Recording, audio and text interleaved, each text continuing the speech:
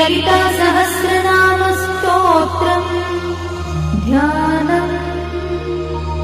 अरुणां करुणातरङ्गिताक्षी द्रुतपाशाङ्कुशपुष्पबाणचापाम् अणिमाधिविरावृतां मयूखैः अहमित्येव विभावये Bhavani.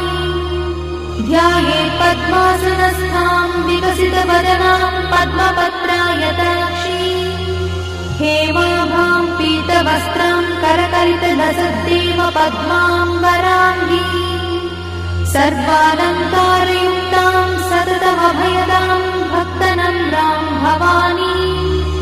श्रीविद्यां शान्तमूर्तिं सकलसुरन्तां सर्वसम्पत्प्रदात्री Shri Mata श्रीमहाराज्ञी श्रीमत्सिंहासनेश्वरी।